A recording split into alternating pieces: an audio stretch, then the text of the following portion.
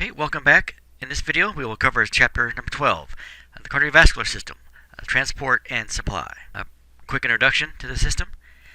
The cardiovascular system is what will transport nutrients and oxygen to cells, and while taking waste such as carbon dioxide and other byproducts of metabolism away from the cells. Now, the main pump that circulates the transport of this blood is obviously the heart. Learning outcomes for this chapter: be able to identify structures and functions of the cardiovascular system, be able to trace the blood flow through the vessels and through the chambers of the heart, explain the coronary circulation, describe the contraction of the heart and the conduction system, be able to differentiate between arteries and veins and capillaries, list the major components of blood and their functions, be able to discuss the importance of blood typing, explain the process of blood clotting, explain the importance of blood pressure regulation, and lastly, be able to describe various cardiovascular diseases. Alright, system overview. The major components of the cardiovascular system include the heart, the blood, and all of the blood vessels. So it's not just the heart itself, it's the heart plus all of the vessels together. All arteries will go away from the heart and will branch into smaller vessels called arterioles, and those will become capillaries, where you have the actual gas exchange at the capillary level. Those capillaries will travel on and become venules, really just small veins, and they will get larger and form veins.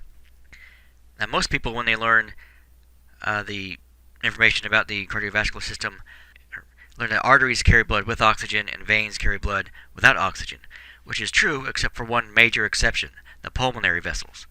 So instead of worrying about what kind of blood is being carried, focus on the direction of the blood.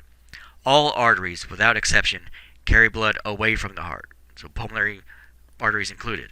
All veins go back to the heart, without exception. Now, veins will differ from arteries because since they carry blood under less pressure, they have valves in order to prevent backflow of blood. Veins are also different because their walls are going to be thinner. And because their walls are thinner, they're able to have a larger inner space to carry more blood. So their lumen, the actual inner space where blood is carried, is larger than it would be in arteries. This is a generic overview of the cardiovascular system. The blood gets pumped out here through the left ventricle, through the aorta, down to the body tissues. Once that blood gets used, blood is sent back through venules and veins to the right side of the heart. It's pumped to the lungs to pick up oxygen, and then back to the heart to be pumped out again. So the whole point of the cardiovascular system is to take blood, pump it to the lungs to pick up oxygen, take it back to the heart, then pump it out to the rest of the body. Alright, we'll start with the heart. It's about the size of your fist, maybe a little bit larger than your fist, located just left of center of your chest. The base of the heart is proximal to your head, while the apex will be distal, be a little bit further away. Although the heart is one single organ, it's easier to think of this as two separate pumps, the left-hand side and the right-hand side. And these pumps will work together and function as one organ. The right side of the heart will collect blood that's returning from the body, and it will pump that blood to the lungs to get oxygen. The left-hand side of the heart collects this blood as it comes back from the lungs, so it can pump it out to the rest of the body. So the blood on the right-hand side of the heart has deoxygenated blood, and the blood on the left-hand side of the heart has blood with oxygen. There are 4 chambers that are found in the heart. The 2 chambers on the left-hand side are separated from the 2 chambers on the right by a wall called the septum. Now, the wall between the upper chambers, the smaller chambers, the atria, atrium is singular, so you have a right atrium and a left atrium, but collectively they're called the atria for plural. So the wall that separates those two is called the interatrial septum. And the wall between the ventricles, the 2 lower chambers, the pumping chambers, is called the interventricular septum.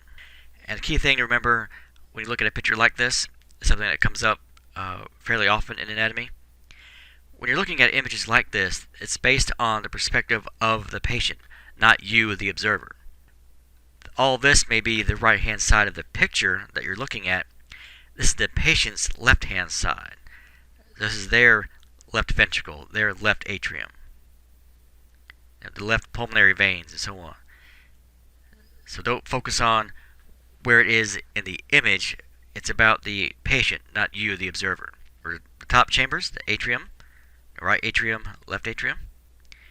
The two bottom chambers, the actual pumping chambers of the heart, the right ventricle, left ventricle. Now the right atrium is the collecting chamber where all blood will return to the heart, no matter where it comes from. It doesn't matter if it's coming from the top of your head or the bottom of your feet.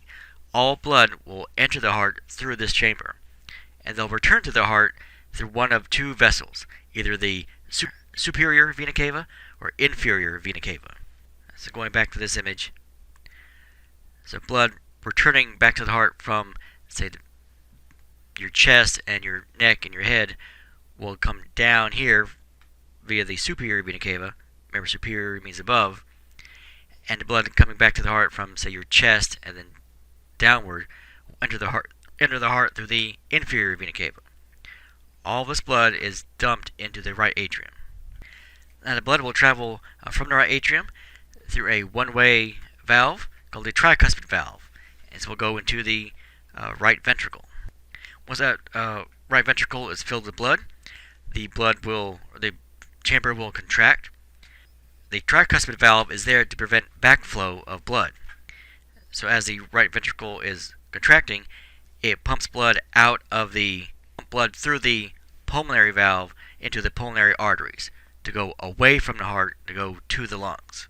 The right pulmonary artery will go to the right lung, and the left pulmonary artery will go to the left lung, where these vessels will get smaller and smaller and smaller, ending up in the tiny air sacs where gas exchange actually occurs, called the alveoli. Blood is then returned to the heart via the right and left pulmonary veins. So even though it's a vein, it's going back to the heart with oxygenated blood. Okay, so recapping the right-hand side, all blood will enter the right atrium here, either through the superior or inferior vena cava. Blood will pass through the tricuspid valve here into the right ventricle. When that chamber contracts, it will pump blood through the pulmonary valve, going to the left and right pulmonary arteries. It will pick up oxygen. It will come back through the right and left pulmonary veins and enter the left-hand side of the heart through the left atrium. Once blood enters the left atrium, it will travel through another valve called the mitral valve or the bicuspid valve. Either term is fine. It will travel into the left ventricle. The left ventricular pressure will increase as it fills, and as it contracts, it will slam shut the mitral valve, and the blood is ejected out through the aortic valve into the ascending aorta, which is the largest artery in our body. Then after the blood travels through the aorta, it will branch off from there, getting smaller and smaller, going through various parts of the body. Okay, so going back to this original image we had, so blood enters the right atrium, travels through the tricuspid valve, enters the right ventricle, is pumped through the pulmonary valve, to go to the pulmonary arteries, they get oxygen, here and here. It will come back through the pulmonary veins, left and right, enter the left atrium, it will pass through the bicuspid or the mitral valve, entering the main pumping chamber of your heart, the left ventricle. When that blood is pumped out, it will go through the aortic valve, which is right here, through the aorta, and from here, all blood vessels will branch off of here at some point. Now, blood is ejected from the heart through a contraction phase called systole. After the blood is ejected from the ventricles, the heart enters a resting period called diastole. So during the diastole, chambers will fill with blood. So that's why your blood pressure readings is the systolic pressure over your diastolic pressure. The force of the contraction of the heart versus the force of it relaxing and filling the blood. Now, some key things to remember. In a normal functioning heart and a normal healthy person, the atria do the same job at the same time, and the ventricles do the same job at the same time. So the whole process of the conduction system and the heartbeat must be in a very coordinated manner for all this stuff to work properly. So the heart has to contract in a very particular way, in a very particular order, to make sure all the blood is pumped out efficiently. Now, the contraction of the heart will actually begin at the point of the heart, the apex of the heart, and will travel upward. Now, there are valves that we've talked about, the pulmonary, aortic, mitral, and tricuspid valve, that are there to prevent backflow of blood in any direction. Blood should always be going forward in this process. You don't want blood to be going backwards. And these valves are open and closed based on the amount of pressure. And as the ventricle contracts, it will slam open certain valves, and other valves will be slammed shut due to the drop of pressure. The atrial walls will be a little bit thinner than ventricular walls because the ventricles are the pumping chambers, so they will need more force to pump blood out either to the lungs or to the rest of the body. So the atrial walls don't need to be as strong or as thick. So you'll have higher pressures generated in the ventricles in order to contract and to move. The walls of the left ventricle are going to be thicker than the walls of the right ventricle because the right ventricle is only pumping blood from the heart to the lungs. It doesn't really have to go all that far. But the left ventricle is pumping blood throughout the entire body. There will be a portion of the newly oxygenated blood that leaves the heart that gets diverted from the aorta into the right and left coronary arteries. So it's important to remember that the heart is a muscle, and muscle needs blood. So the heart needs to get some source of blood for its own cells, for its own tissue, in order for it to work and function properly. So that's what the coronary arteries do. They supply the heart muscle with blood itself directly. So these arteries will continuously divide into smaller and smaller branches, forming interconnections. And these interconnections are needed to supply the heart with a very rich supply of blood. Now, regular aerobic exercise increases the density of these blood vessels, and the numbers of these interconnections also increase. So the more you exercise, the more interconnections are made, which means the faster the heart muscle can be supplied with blood. Now, the right coronary artery will provide blood for the right ventricle and the posterior portion of the interventricular septum, and also the inferior parts of the heart. The left coronary artery will provide blood to the left lateral and anterior walls of the left ventricle, and also portions of the right ventricle and interventricular septum. So here are images. Of course, this major vessel here is the largest artery we have, the aorta. And coming off of this aorta down here, you have the right coronary artery here with its branches, and also the left coronary artery here with its branches. Next we'll talk about pathology connection, some problems with cardiac muscle and cardiac vasculature. The first one, right-sided heart failure, cor pulmonale. This is a condition in which the right-hand side of the heart can't move blood efficiently. Now, this develops because the heart muscles are chronically working harder than normal.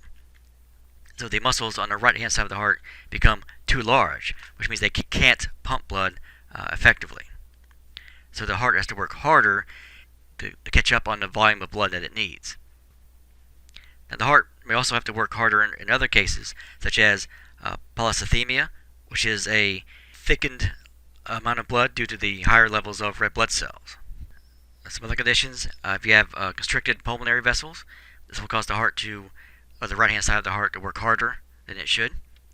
And both situations could develop in association with certain lung disorders or lung diseases. Now, cor pulmonale occurs in about 85% of all patients with COPD, chronic obstructive pulmonary disease. The vessels going to the lungs are being obstructed and or damaged, so this is affecting how well the right-hand side of the heart is able to function.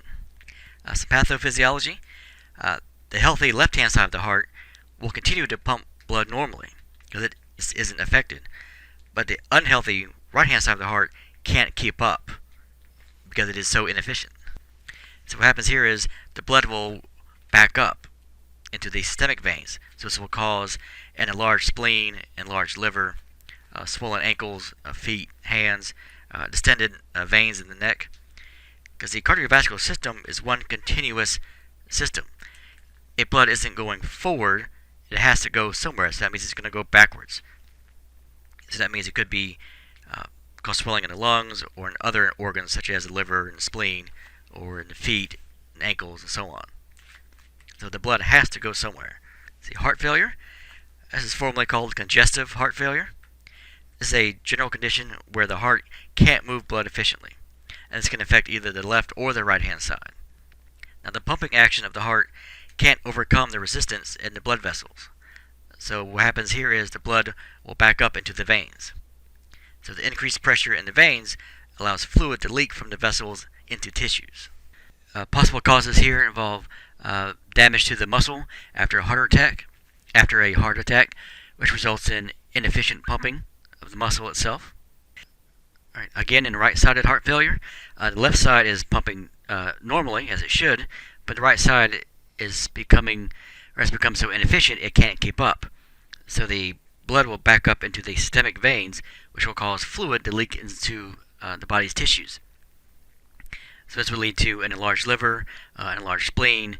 Carotid arteries will bulge out, swelling of the ankles and feet, and also the hands. In left-sided heart failure, the right side is pumping normally, but the left side can't keep up.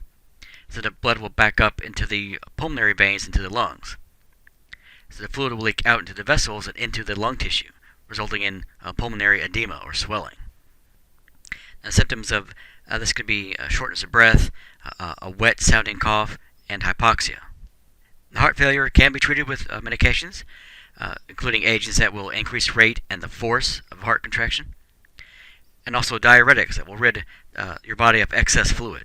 All right, an example of left-sided and right-sided congestive heart failure. Right-sided, and the blood gets backed up into the systemic vessels, so you get an enlargement of the spleen and the liver, distended neck veins here. And for left-sided heart failure, the blood will get backed up into the pulmonary vessels, into the lungs. You get a pleural effusion and also pulmonary edema. Myocardial infarction, more commonly called a heart attack. This condition is caused by inadequate or absent blood flow to an area of the heart muscle. Ischemia, this is an inadequate flow of blood. Now, this does not damage the heart permanently, but can result in chest pain called angina pectoris.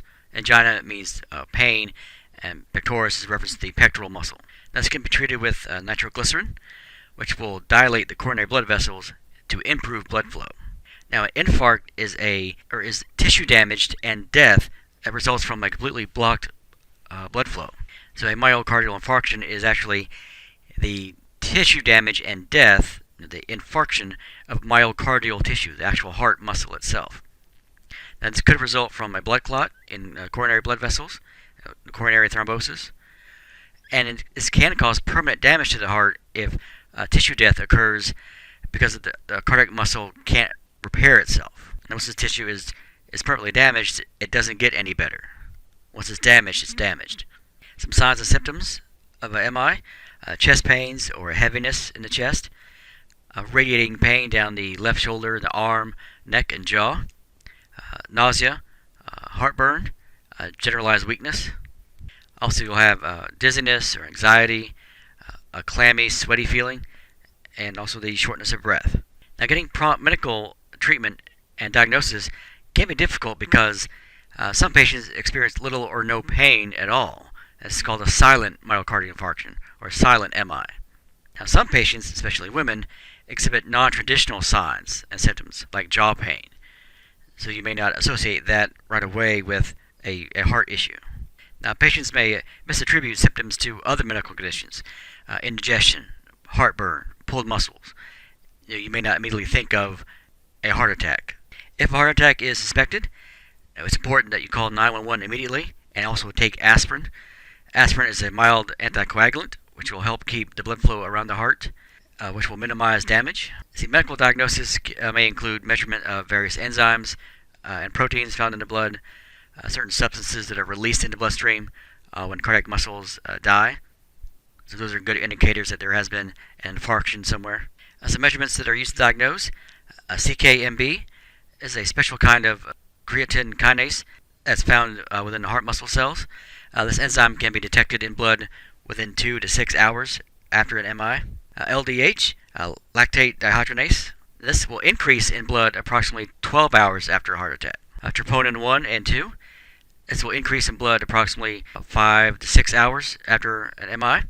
And some substances will remain elevated in the blood for several days even after the event, after the MI. So monitoring blood levels of these substances can be important in diagnosing an MI. Arteriosclerosis is the thickening or the hardening of the inner layer of the arteries. Arterio is reference to arteries. Sclerosis means to thicken. This occurs in most people as we get older. Now, this can cause some vessels to become less flexible and even brittle, increasing the risk of a rupture or likelihood of high blood pressure. Another condition that is closely related to arteriosclerosis, atherosclerosis. This is a potentially life-threatening condition. It's where you have fatty deposits called plaques that are building up on the inner lining of the blood vessels. And these plaques are mostly made up of cholesterol, which can partially or even completely obstruct blood flow. And any blood vessel is susceptible to this condition, but some are more susceptible than others. The ones that are more likely for this to occur, the aorta, the coronary arteries, and the cerebral arteries. Some risk factors for atherosclerosis: heredity, diabetes, poor lifestyle, poor diet. All those are contributing factors to atherosclerosis. Here's an image of how that would look. If we just zoom in right here on these coronary arteries, as the plaques develop, they will cling to this inner lining of the blood vessel, obstructing the amount of blood that can flow down. Now, there are some treatments that can improve the blood flow, the cardiac muscle, such as coronary angioplasty. This is a procedure where a catheter that has a balloon on the end of its tip is threaded up to the area where there are plaques, and when it's in the right position, the balloon is inflated, basically squishing the plaque away and increasing blood flow. So basically the balloon is crushing the plaque to dissolve it and getting out of the way of the vessel wall. You can also have a intracoronary stent placement. Stents are wire devices that actually hold open blood vessels after angioplasty, and this can prevent reocclusion of the blood vessel. Another treatment that can be used, CABG, coronary artery bypass graft. This is a surgical procedure where healthy blood vessels from another part of the patient's body are used to replace the damaged or the clogged coronary arteries. Here's an example of how the balloon angioplasty would work. They have the catheter is threaded into the affected coronary artery here.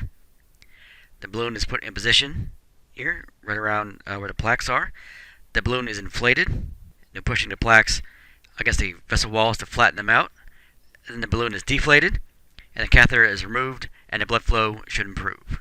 All right, in this illustration, we have placement of a intracoronary stent. What we have is the stent is fitted over a balloon tipped catheter. It's fed into the vessel where it's needed. The stent is positioned in place right at the blockage, and then it is expanded with the balloon being inflated.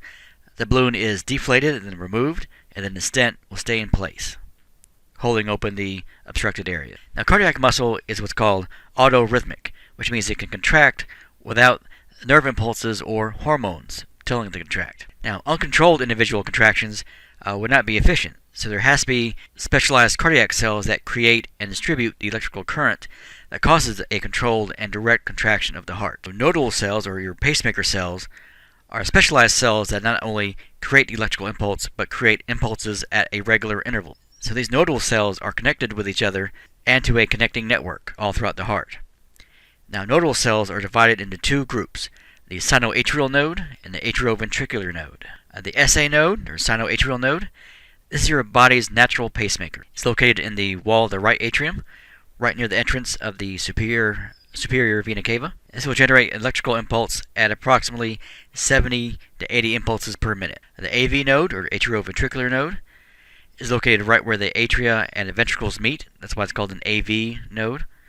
And this will generate electrical impulses around 40 to 60 times per minute. So what happens in the electrical pathway, your natural pacemaker, the SA node, will send an impulse to the AV node before the AV node can send its signal. However, the AV node acts as a backup if the sinoatrial node fails to fire, which will result in a slower heartbeat because the AV node fires at a slower rate compared to the SA node. It's an illustration of that conduction system. I have the SA node right here. That sends an impulse to the AV node here. And then from there, the impulse will continue on through other structures, the AV bundle, also known as the bundle of His.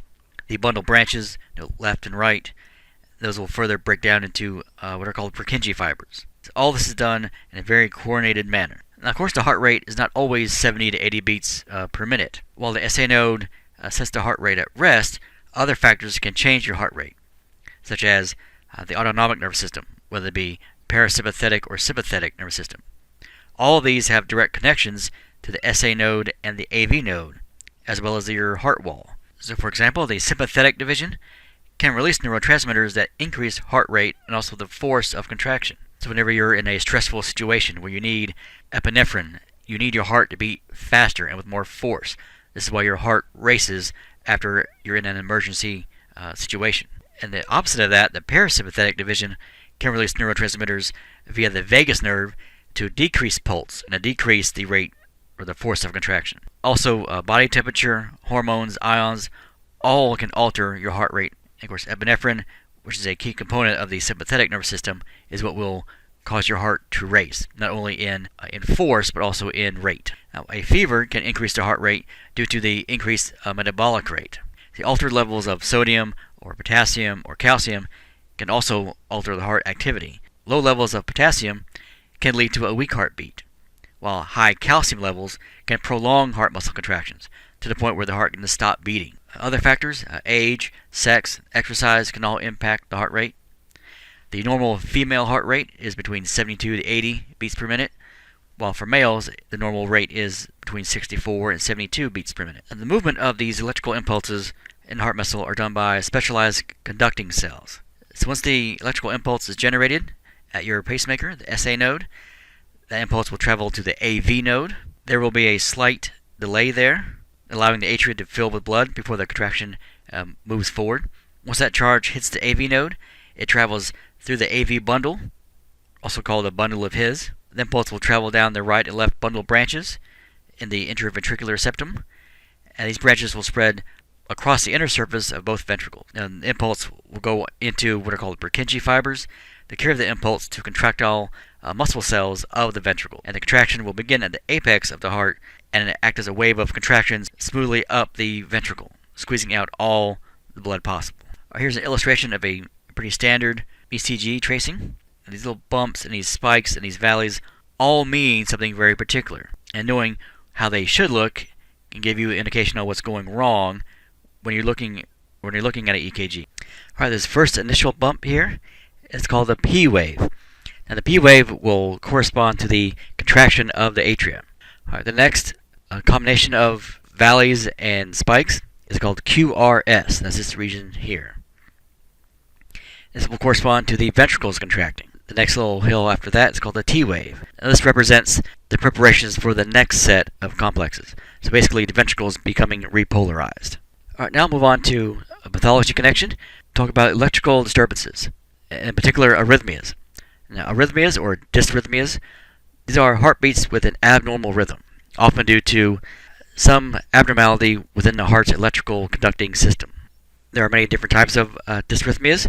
The first one, flutter. This is coordinated but extremely rapid contraction of the heart chamber.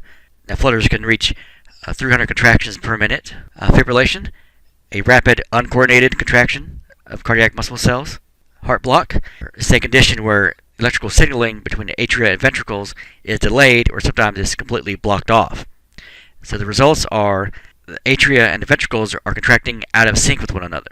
And the way you would treat dysrhythmias, the first one, the implant of a pacemaker, is a surgical device where it will electrically stimulate the heart, triggering the contraction. And this pacemaker has two leads, a dual lead that's implanted. Both the atrial contractions and the ventricular contractions are coordinated. Now some pacemakers will trigger every heartbeat, depending on how much damage there is to that patient's conduction system. Others may only work when the patient's heart doesn't send its own electrical signals. Some people are fully pacemaker dependent. Some people only need it from time to time. Defibrillation is a device that applies electric current to all the cardiac muscle all at once.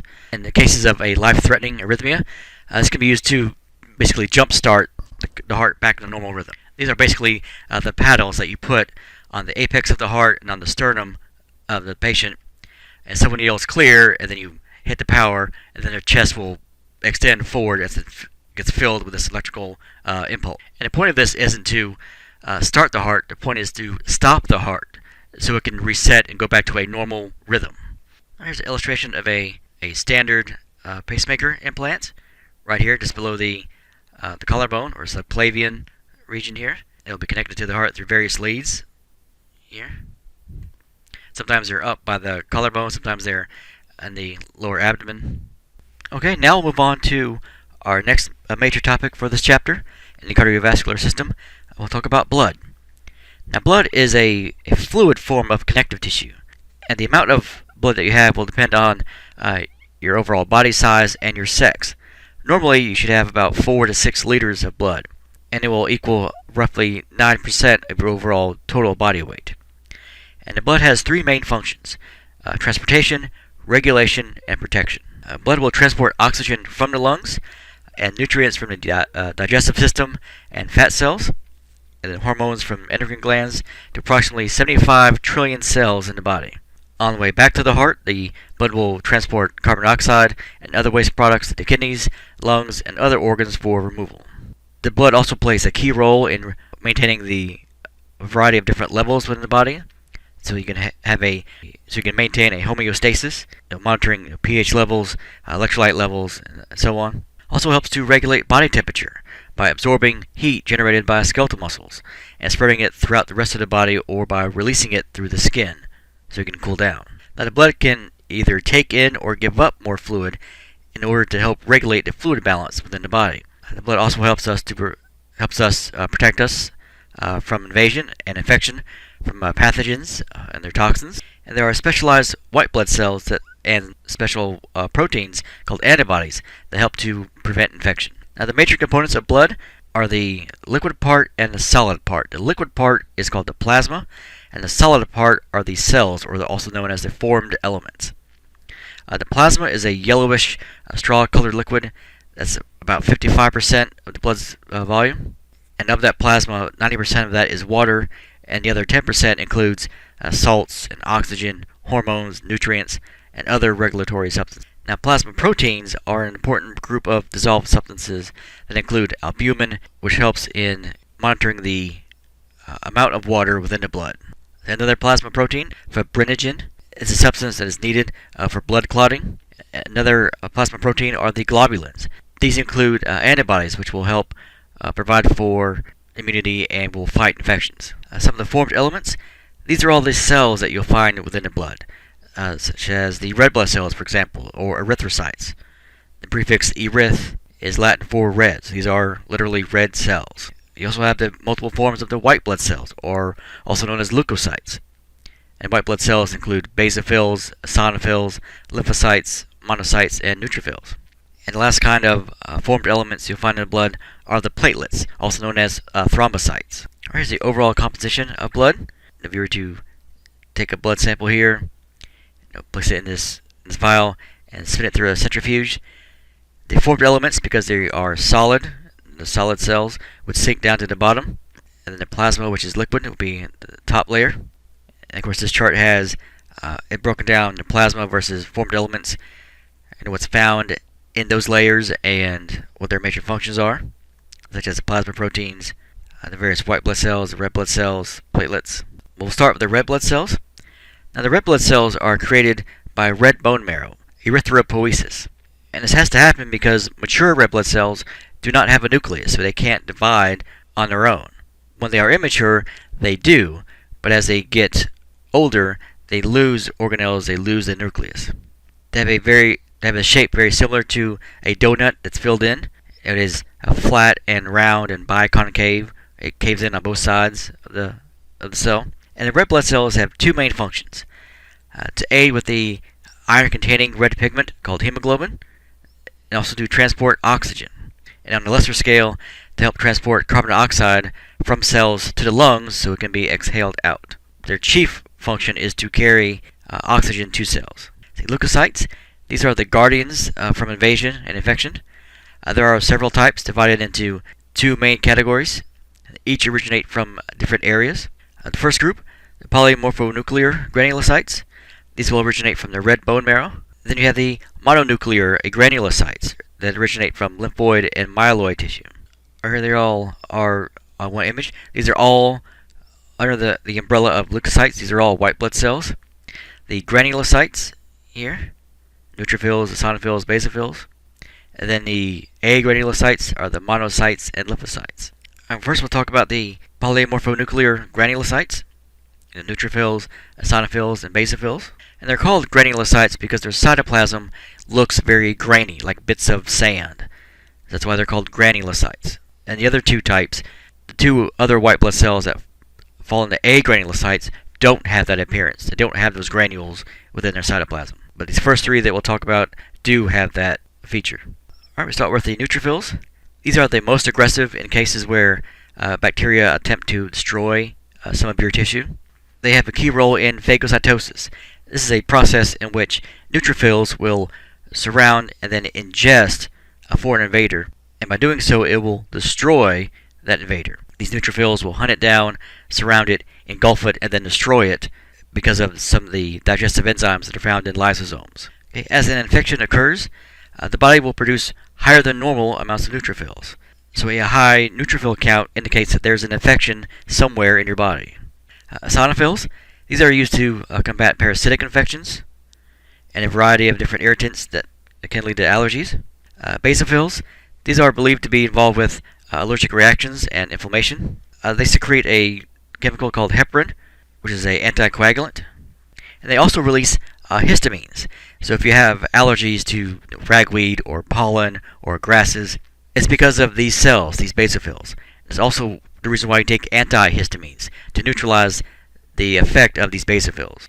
Alright, move on to the agranulocytes, the mononuclear agranulocytes. And again, they're called that because their cytoplasm does not have these bits of sand, these granules. They are agranulocytes without granulocytes. The first one, the monocytes, they're found in higher numbers than normal when there's a chronic infection. They destroy invaders through phagocytosis. And even though they take longer to arrive at the scene of an infection than neutrophils do, because their numbers are greater, they destroy more bacteria. And the other kind of agranulocyte are the lymphocytes. These will protect us from infection by using a process that involves antibodies. They either inhibit invaders directly or indirectly. The thrombocytes, also known as the platelets in the blood, these are the smallest formed elements and are responsible for allowing your blood to clot. And these aren't really full cells. These are basically fragments of a much larger parent cell. So these are not considered to be whole cells. So whenever you have an injury, platelets will stick together at the site of injury, and as these platelets collect and get larger and larger and larger, they end up forming a plug, a platelet plug that blocks the injury site. And after that, they release serotonin, which will cause smooth muscle constriction, which will decrease blood flow. So this is all a part of the clotting process. A person that needs a blood transfusion can't just randomly get blood from a random donor. You can't just grab a bag of blood off of a shelf at a blood bank and give it to someone. There has to be certain precautions that are used to make sure that you are getting the right kind of blood. That's due because of what's found on the surface of red blood cells and how they would react to antibodies in the recipient person. All right, foreign antigens not originally found in the body are called non-self antigens because they are not from you, they are from another person. And then self antigens exist on the cell membrane of every cell in your body. This is how your body determines what is you and what is not you, what is a foreign tissue. So what happens is antibodies will react with antigens that they deem to be foreign or not from you, and as this happens, they will stick together in small clumps. This is called agglutination. Now when cells are in this form, in this agglutination, they can't function, and they eventually will be torn apart to the point where they are destroyed. So obviously they can't work beyond that. So in addition to this, you have a series of events called the antigen-antibody reaction, which is the entire basis of the immune response. While there are over 50 different types of antigens, the main focus is on A, B, and then Rh antigens. Type A blood is very common. It's about 41% of all American population as this type. And when we say type A, that represents a specific type of antigen that's found on the surface of red blood cells. This is what determines what your blood type is what The special compound is found as an identifier on your red blood cells. Since this person is born with type A blood, it won't make any antibodies to fight it. So there are no anti-A antibodies, but there will be anti-B antibodies. Type B red blood cells will possess type B self-antigens. So for this person, obviously it won't make anti-B antibodies because it won't attack its own blood, but it will have anti-A antibodies. So if a person with type B blood is given type A blood, the anti-A antibodies would attack the donated red blood cells and destroy them because they see it as something foreign. Anything that your body sees as foreign, it will attack and it will attempt to destroy. So the antibodies will cause agglutination, which can result in some serious damage and can be fatal if not corrected. Now type AB blood has both A and B self-antigens. So it will have neither anti-A or anti-B antibodies. And because of this, people who have AB blood are seen as the universal recipients. They can receive blood from anyone because they don't see any other blood type as being foreign.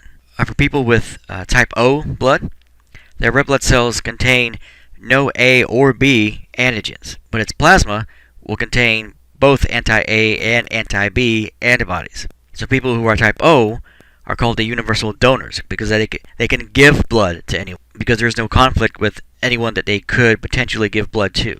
Alright, here's a summary of not only surface antigens but the different kinds of antibodies that are found and what would happen. So for example, type A blood will have surface antigen A but anti-B antibodies.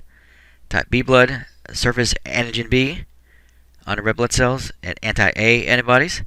Type AB blood will have both surface antigens A and B, but no anti-A or anti-B antibodies at all. And type O, no surface antigens, but have both anti-A and anti-B antibodies.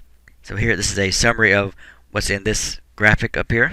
This chart here at the bottom will represent what would happen if a certain recipient of a certain blood type received blood from another blood type. So for example, type O blood, if they receive blood from a donor that is type O, nothing happens, which is what you want. If they receive blood from a donor that is type A, you'll get agglutination. If they receive blood from a donor with type B, agglutination. AB, agglutination. Or people with type O blood can only receive blood from type O people. People with blood type A, they can receive blood from type O or type A and have no problems. But B and AB will cause agglutination. Those with type B blood can receive blood from donors that are type O or B, but A and AB will cause agglutination. And those that are type AB can receive blood from anyone. So these are the universal recipients.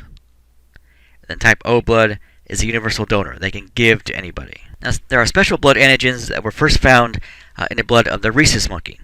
So this is called the Rh factor, due to the first letters of the word rhesus. So it's the Rh factor. Now, if someone has this surface antigen, they're called Rh positive. If someone doesn't have it, they're called Rh negative. This is where you get type O positive, O negative, A positive, A negative. That's where those positive and negative terms are referencing. And most people will have this factor. So it's found in about 85% of whites and about 88% of African American population in the United States. So as a result, people are going to be A positive or negative, B positive or negative, AB positive or negative, or O positive or negative, all due to the Rh factor. Rh factor can lead to some serious problems, and in particular when a woman is pregnant. If the father is Rh positive and the mother is Rh negative, the baby will inherit the father's Rh factor. So baby will be Rh positive, but with mom being Rh negative, the mother's body sees the fetal blood and the fetus as something foreign, and it will attempt to destroy it. So the mother will start to develop antibodies against this incompatible Rh factor. Now, usually the first pregnancy is not a problem, usually. This is one of a number of reasons why prenatal care is such an important factor. If this is discovered, the pregnant woman will be put on a drug called Rogam, and this will help to prevent this. Because what would happen is, if she were to become pregnant again, there would already be enough antibodies ready to attack the second pregnancy, the second fetus. And this can cause hemolytic disease of the newborn, which can terminate the pregnancy. All right, now move on to pathology connection. We'll talk about assorted blood conditions. Polycythemia is an increased number of red blood cells. There are two types here, primary and secondary.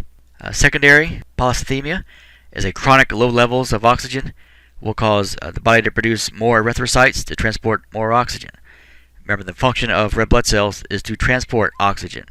So if you have a chronic situation where you have low levels of oxygen, the body has to respond to that by making more red blood cells to catch up or to maintain the levels of oxygen that your cells need. And then primary polycythemia can be due to bone marrow cancer. Anemia is a decreased number of red blood cells or an abnormal or deficient amount of hemoglobin. Some possible causes: bone marrow dysfunction, low levels of iron, or improper formation of the red blood cells. Some common symptoms: having a pale skin tone or nail beds in fingers and toes and the mucous membranes, muscle weakness or fatigue, shortness of breath, chest pains. Sickle cell anemia. This is an inherited condition in which the red blood cells and hemoglobin can't form properly. Instead of being flat and biconcave in shape, they form a sickle, which is like a crescent shape. And because of this, they can't carry as much oxygen. They tend to get stuck within blood vessels, and they are easy to rupture. So as these cells are destroyed, the body is stimulated to produce more red blood cells, resulting in immature cells due to a high production rate. Now, these patients will suffer from increased clotting and the impaired ability to carry oxygen because the ruptured cells basically clog up blood vessels. And then when you have high numbers of red blood cells, this will cause the blood to become more viscous and thickened. Leukemia is a condition where you have a higher than normal amounts of white blood cells, and this is usually in response to bone marrow cancer. Now, even though you're producing more white blood cells, these are often going to be immature white blood cells and also will be ineffective. Leukocytosis is also characterized by a high white blood cell count, but usually due to an infection. Leukopenia, this is a low white blood cell count. This could be due to a chronic infection or the result of drugs. All right, blood vessels. After the blood leaves the heart, it will branch into vessels called arteries. Now, arteries will get smaller and smaller and smaller, and at their smallest, they're called arterioles. Now, arterioles will feed into capillaries that form capillary beds within the body's tissues. This is where oxygen and nutrients will infuse into cells and also will pick up carbon dioxide and waste products to be removed. Our blood will continue the journey from capillaries to small blood vessels called venules. Venules will combine to form veins, and these veins will eventually merge into the vena cava and take the blood back to the heart. For most blood vessels, the walls are composed of three distinct layers, often called tunics or coats. The tunica interna, the most internal, tunica media, the middle layer, and tunica externa, the outermost, or the most external. The tunica interna is composed of a loose layer of tissue that's made up of squamous epithelial cells. Now, this compacting of this epithelial cells makes a very smooth surface so blood can easily pass through.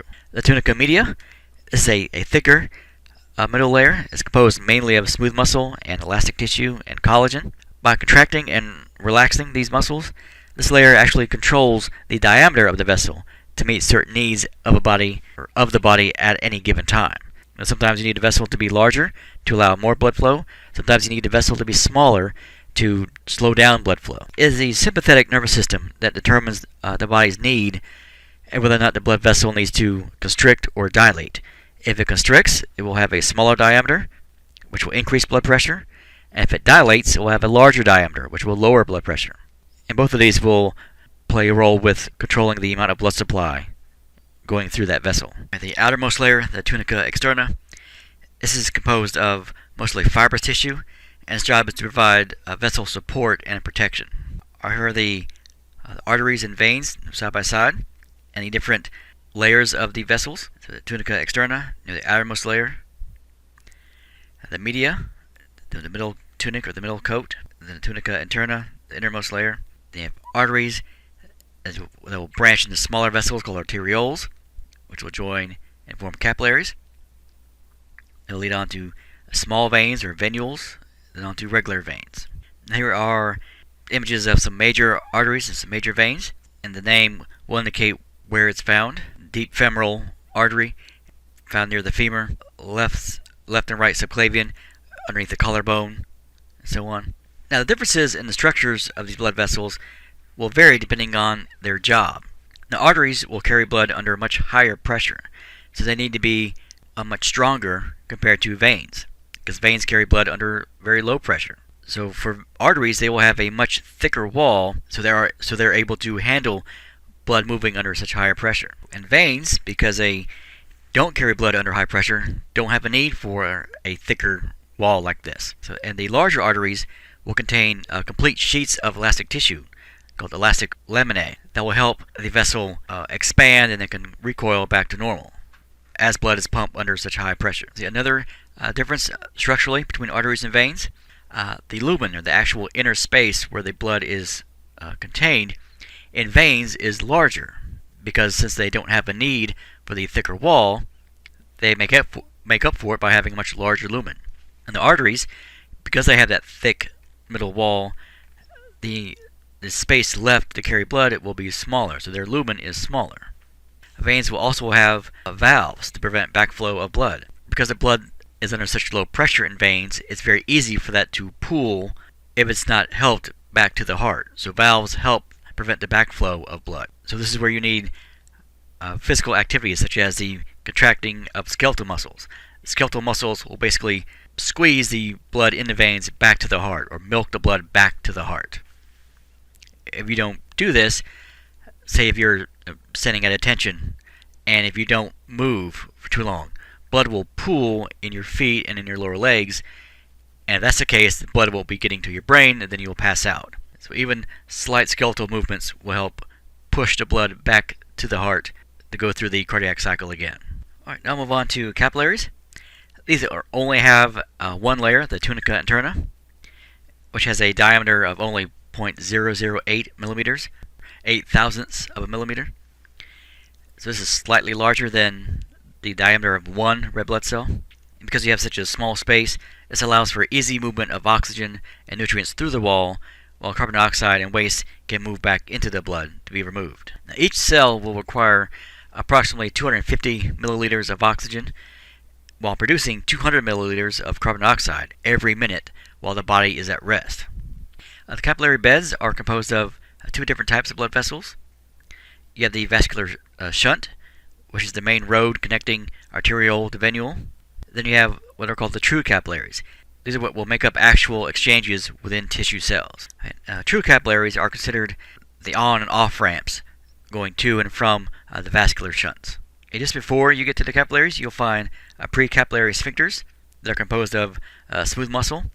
And you can think of these as like a toll booth, either allowing or stopping blood from going through to the vessel as they open or as they constrict.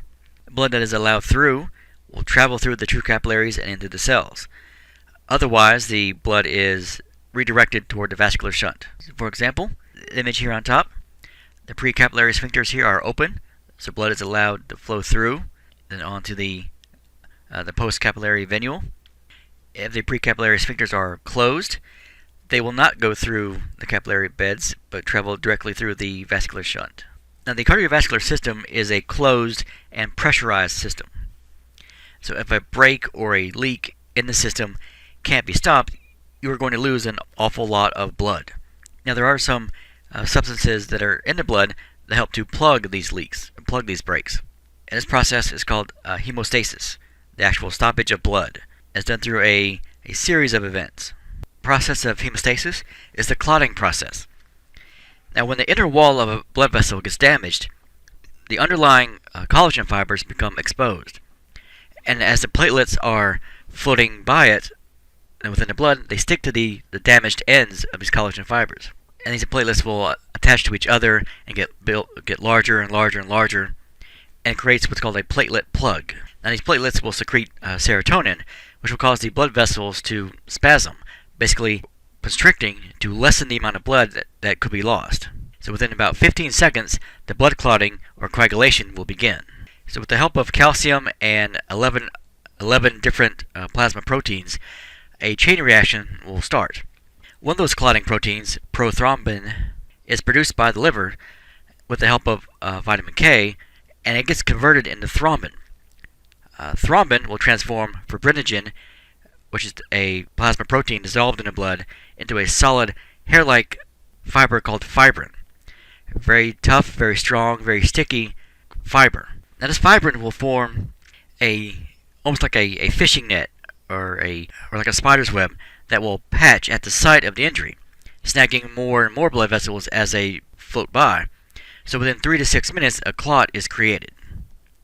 So once this clot is formed, it begins to retract and pull the edges of the damaged tissue back toward each other so it can regenerate any necessary epithelial cells to begin the permanent repair over a certain amount of time. And eventually that clot will be dissolved because the clot is no longer needed at that point. Okay, so here we have the injury of this person's knee. You see the vessel wall being torn here. So you have platelets that are, as they travel in the blood, as they travel by this site, they will stick to these tattered edges, and they will start to stick to each other, forming a platelet plug. Then you have the clotting factors that are found throughout the blood. So you have calcium playing a role with vitamin K and prothrombin. All those act together to form or to convert prothrombin into thrombin. That will convert fibrinogen into fibrin, which forms basically a really sticky and strong spider web that catches all other blood cells as they travel by the area. And this area will get more and more clogged, forming the blood clot. Alright, now we'll move on to a pathology connection with clotting, and we'll talk about hemophilia. Hemophilia is a general term for an inherited blood condition that impairs the clotting of blood. Thrombocytopenia is a condition where there are fewer than normal circulating platelets in the body. So if the count is low enough, even a routine act such as moving can cause a person to bleed. And the causes of this could be a liver dysfunction, a decreased level in vitamin K, radiation exposure, or even bone marrow cancer. Alright, now we'll talk about the formation of unwanted clots, such as the formation of a thrombus. Rough surface of the inner lining of the blood vessel may allow platelets to stick to the inner wall of this vessel, and it's called a thrombus. So a thrombus is a clot that forms abnormally. So a thrombus in the coronary artery can partially or even completely totally block the blood flow to a portion of the heart, causing a heart attack. And the area of the myocardium that is affected will determine the severity of the attack. Okay, so the formation of a thrombus is dangerous enough, but what happens when a piece of that clot breaks off and starts to travel throughout the body? That's when it's called an embolus. So a thrombus is just a clot that forms abnormally, but when it starts to break away and starts to travel in other parts of the body, then it's called an embolism. An embolus will eventually get stuck in a small vessel, which could partially or completely block the vessel and the blood flow further downstream. And remember, the circulatory system is a closed circuit, so eventually this will reach the heart, it will reach the brain, it will reach the lungs. So these can be very, very dangerous. A cerebral embolus could cause a stroke. A pulmonary embolus could affect oxygenation of your blood. Risk factors for unwanted clots: slow blood flow, such as people who are bedridden, people who sit for long periods of time in a plane or a bus or a car, women who smoke and who use oral contraceptives are at a higher risk than other women, and people who are on certain types of chemotherapy drugs are also at an increased risk. Some treatments and preventions from an abnormal clot formation: aspirin and heparin can be taken to decrease clot formation. Streptokinase is known as a clot buster that can break up an existing clot. Alright, now we'll move on to issues with the systemic blood vessels. First one, aneurysm. This is a localized weakened area of a blood vessel wall. Now, this could be caused by a disease or injury or even a congenital defect. Often there are no symptoms, but when an aneurysm continues to expand, it can rupture, causing a massive hemorrhage. If this happens in a major artery, a person can bleed out and die within just a matter of minutes. This is why an aortic aneurysm is such a serious condition. And surgical intervention can remedy the situation if it's found early enough, but often there are no symptoms.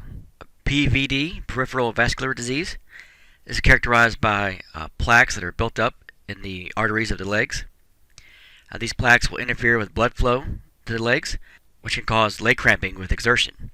And the treatments for this will include cleaning out the clogged vessels of the plaques.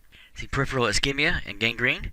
If these plaques affect smaller arteries, blood flow to the toes and to the feet may become inadequate. So this can lead to a difficulty healing, or gangrene infection, or tissue necrosis, or tissue death.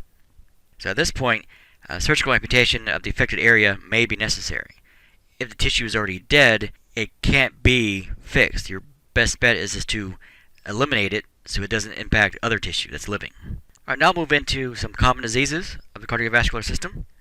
The first one, pericarditis, or cardiac tamponade, or tamponade. The etiology is an inflammatory process that includes, or that produces pericardial effusion, trauma, rupture of the heart or the aorta into the pericardium. Some signs and symptoms: pain is possible, a tightness or fullness within the chest, a loss of consciousness if it's an extreme example.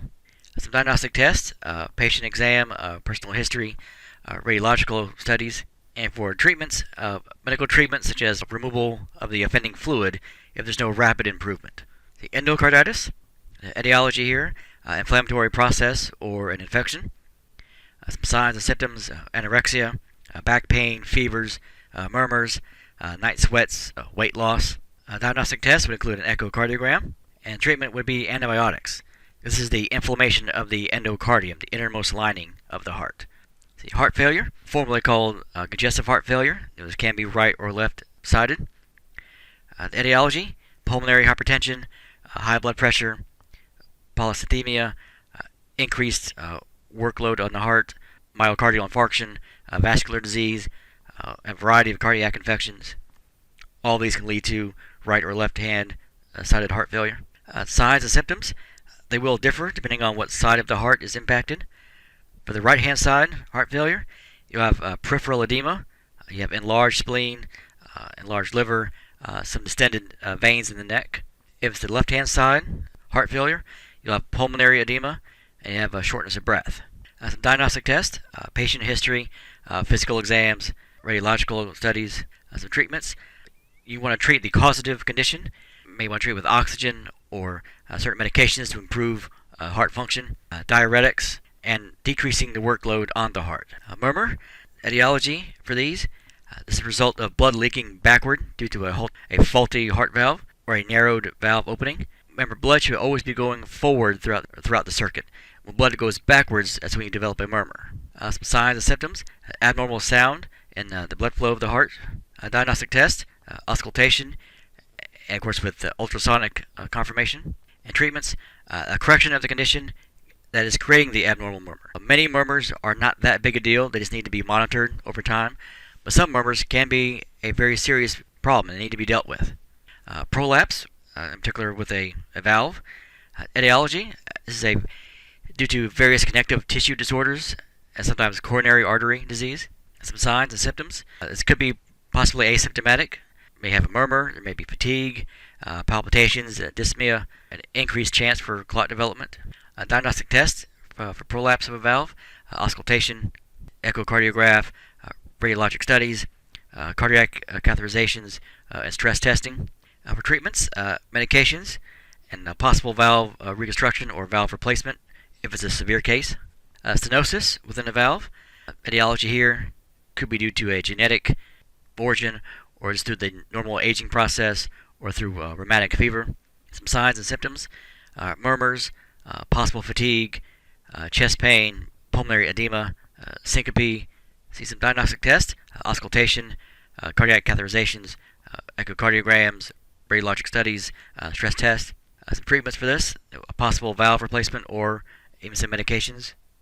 Alright, in this image we have an illustration of the multi-system effects of heart failure in general. This covers anything from neurologic impacts to cardiovascular, pulmonary, genitourinary, integumentary, and so on. Such as heart failure can lead to confusion, impaired memory, shortness of breath, or dry cough, the respiratory acidosis, the abdominal distension. So it's always key to remember whenever you're studying any body system that nothing works in a vacuum. If one thing gets messed with, it's going to impact several other body systems. So if the heart starts to fail, it's going to impact countless other body systems in the body. See, aneurysm, etiology here: some people have a genetic predisposition to aneurysms, trauma, hypertension, atherosclerosis, tertiary syphilis, which is not terribly common, signs and symptoms, pain, differences in the right and left femoral pulses. The differences will indicate there's either a blockage or a weakage or a weak point somewhere. Diagnostic test, radiologic studies, and treatments, observation, and if this is a severe or if it's a very threatening condition, you'll need surgical repair. Angina, etiology is the ischemia of the myocardium due to poor blood flow or blood perfusion of the heart tissue. And some signs and symptoms, chest pain, chest discomfort. Diagnostic test, patient history, blood work to rule out an acute heart attack or acute MI. Treatments include oxygen or nitroglycerin, procedures that would reopen the cardiac vessels, such as perfusion. Arteriosclerosis, etiology, this literally means the hardening of the arteries. Could be due to age, could be due to minerals being deposited on the inner walls of the arteries, or other degenerative conditions. Signs and symptoms, there are often no signs or no symptoms for many, many years, sometimes even decades. But then all of a sudden there's an increased blood pressure, there's angina, there's a TIA, transient ischemic accidents. Diagnostic test, angiograms, blood test, MRIs, stress testing, and ultrasound imaging. And for treatments, improving the diet, exercise, stopping smoking, reducing stress, balloon angioplasty, and if needed, a surgical repair. Atherosclerosis is a peripheral vascular disease, or etiology. This is the most common form of arteriosclerosis. It's caused by buildup of yellow fat-like substances called plaques. This is caused by poor diet or smoking, not exercising, stress. Could be hereditary in nature also. Signs and symptoms. Again, it's like with arteriosclerosis. There are often no signs for years or even decades. And then you get an increase in blood pressure, you get angina, TIAs. Diagnostic tests, angiograms, blood tests, stress testing, MRIs, ultrasounds. And then for treatments, improved diet, improved exercise, stopping smoking, reducing stress, balloon angioplasty, and then also surgical repair. Now these last two terms, arteriosclerosis and atherosclerosis, people tend to use it interchangeably, but they do mean two separate things. Arteriosclerosis is when the vessels become, or arteries become thickened or become stiff. Atherosclerosis is a very specific type of arteriosclerosis, where you get the buildup of plaques and cholesterols and fats. So they are obviously very related, but there is a difference between the two. The next one, CAD, coronary artery disease. Etiology here, insufficient blood flow to the heart tissue, usually due to atherosclerosis, but maybe due to clots within the coronary arteries. Some signs and symptoms. The classic symptom is angina, but it could include nausea, clammy hands, sweating and fainting, pulmonary edema, and various locations of pain. These are diagnostic tests. Often no signs for many, many years. Then you'll get an increased blood pressure, angina, TIAs.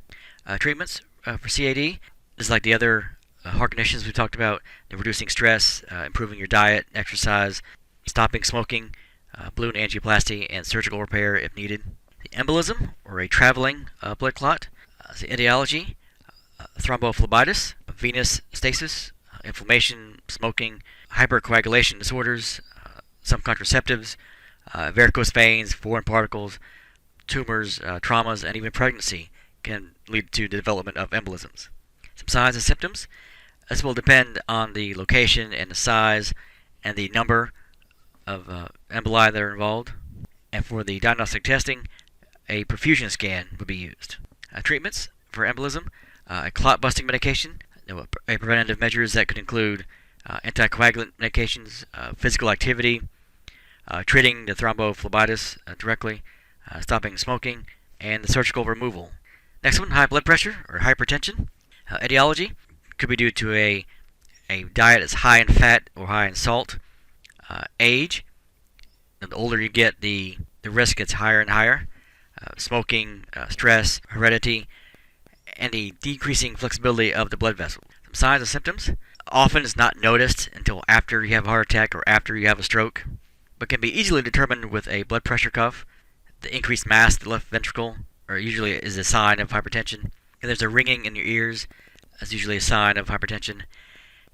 Being very agitated, being short-tempered, as a general feeling of not feeling right. And some diagnostic tests, a standard blood pressure cuff measurement. Treatments, changing your diet, losing weight, exercising more, relaxation techniques, decreasing the amount of alcohol that you drink, stopping smoking, certain medications like diuretics, because that will increase blood flow into your peripheral structures, and this will lessen the workload on the heart itself. All right, next one, myocardial infarction, or MI, or more commonly known as a heart attack. Etiology, conditions or situations that may lead to decreased blood flow to heart tissue, which could lead to ischemia or necrosis. Signs and symptoms, indigestion, a heavy or a crushing type of discomfort or pain in the center of the chest, radiating pain in the left shoulder, the arm or jaw, or even in the shoulder blades, anxiety, inability to sleep, nausea, vomiting, sweating. Some diagnostic tests, ECG, physical exam, and also a patient history. And for treatments, CPR, oxygen, cardiac drugs, cardioversion or a pacemaker if necessary, other forms of surgery also. All right, next one, PVD, peripheral vascular disease. Etiology, the atherosclerosis, where you have the plaques building up with a progressive narrowing of the lumen of the vessel. Diabetes can also be a causative factor, a PVD.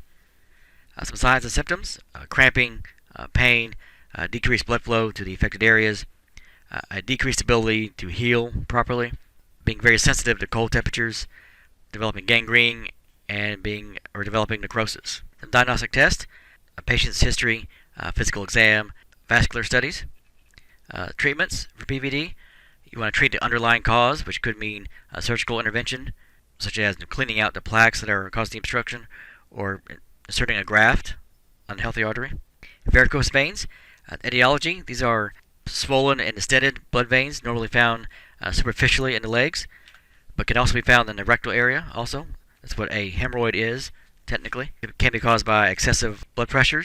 Some other contributing factors include heredity, obesity, sitting or standing still for very long periods of time, physical exertion, age, and also pregnancy. Some signs and symptoms. This will vary severity to no signs at all to having some very extreme symptoms.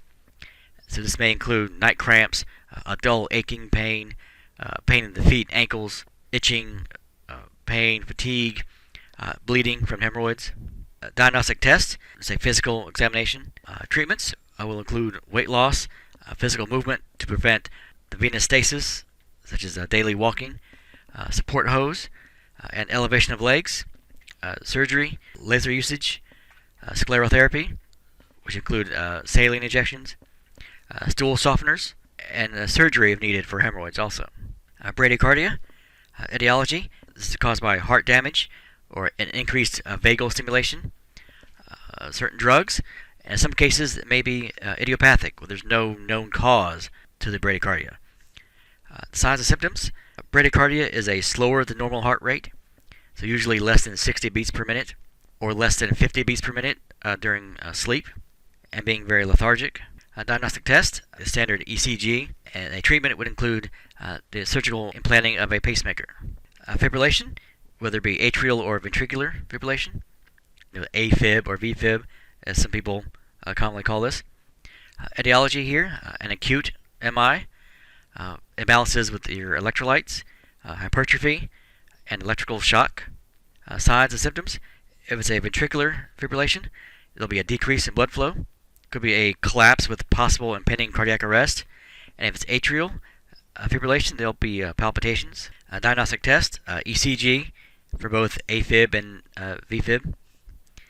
Treatments would include CPR, defibrillation, and medications. Flutters, etiology for these, this is an intrinsic heart disease, or could be caused by extrinsic influences like alcoholism. Some signs and symptoms, an unstable rhythm that can revert to a sinus rhythm or to fibrillation. Diagnostic test, ECG.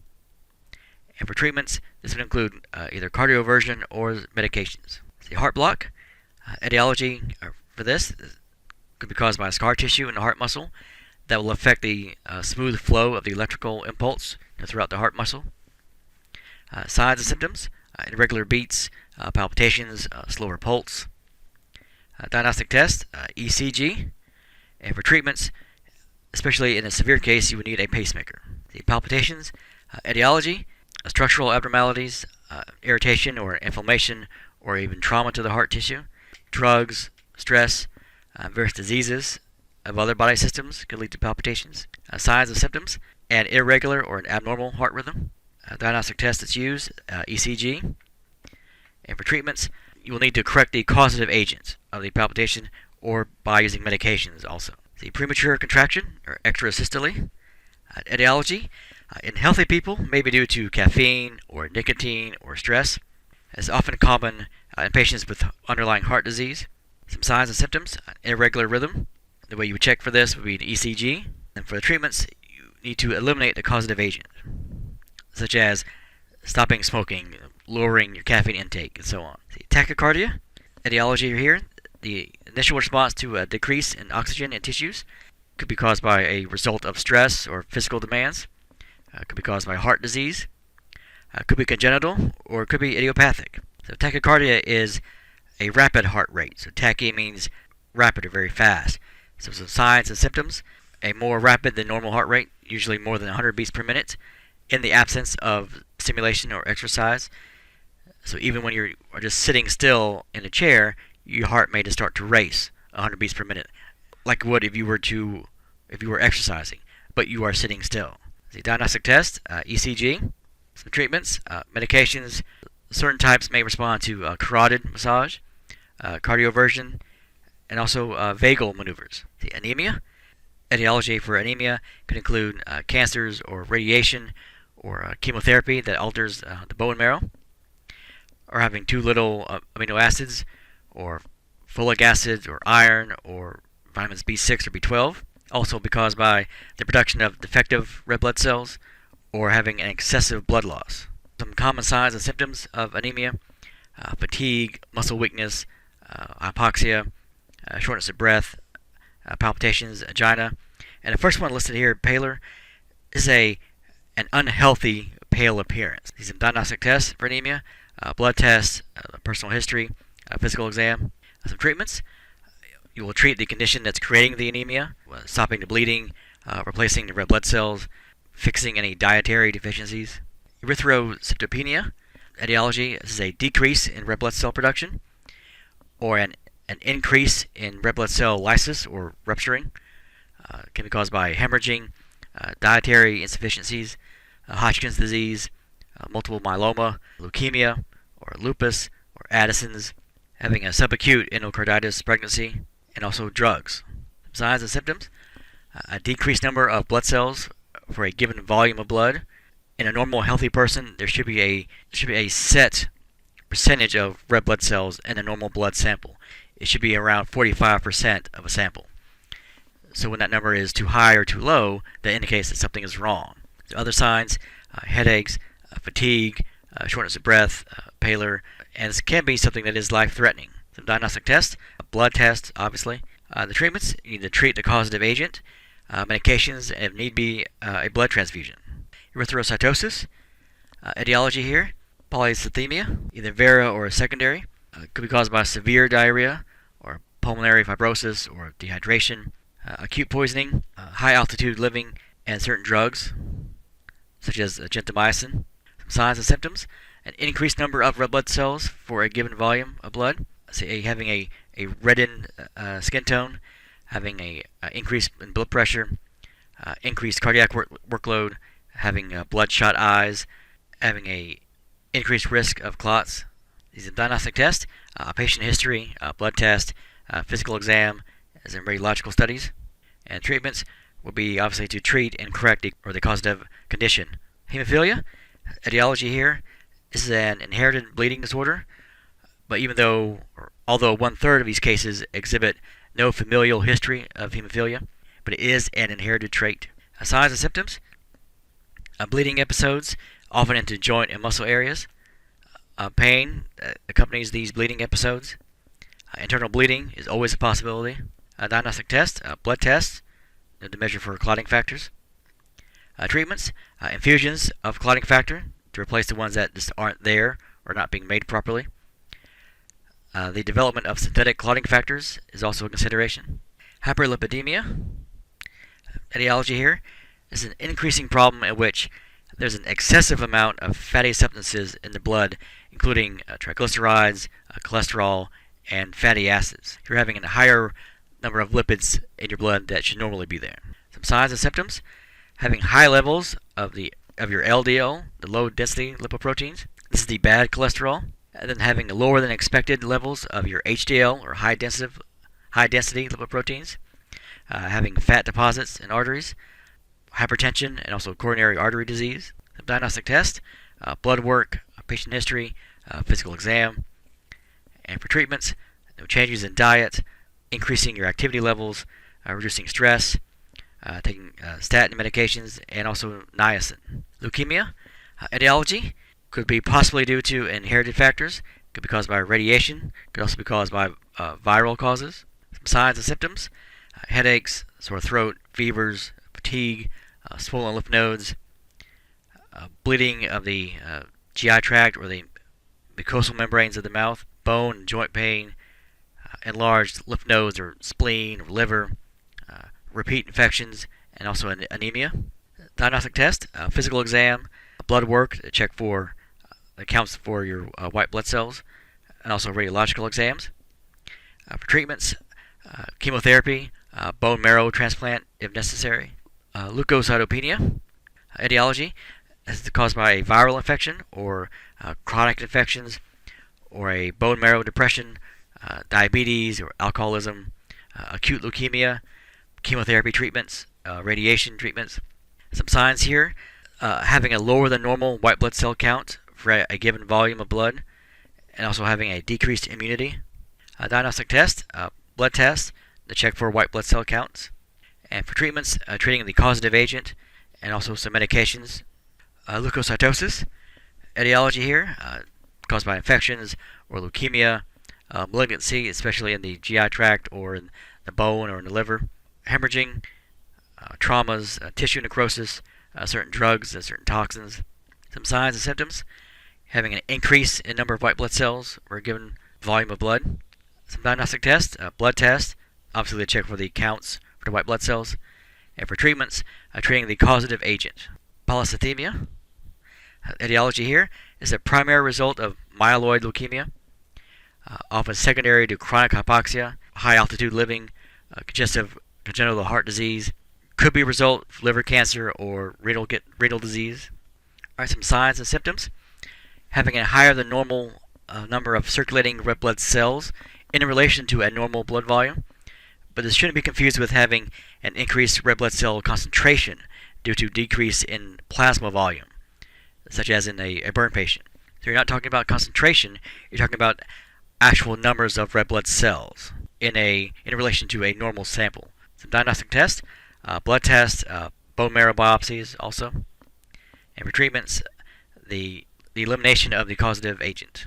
Thrombocytopenia, etiology, having a less than normal level of platelets, usually due to leukemia or bone marrow aplasia, hypersplenism, certain drugs, or even following a viral infection.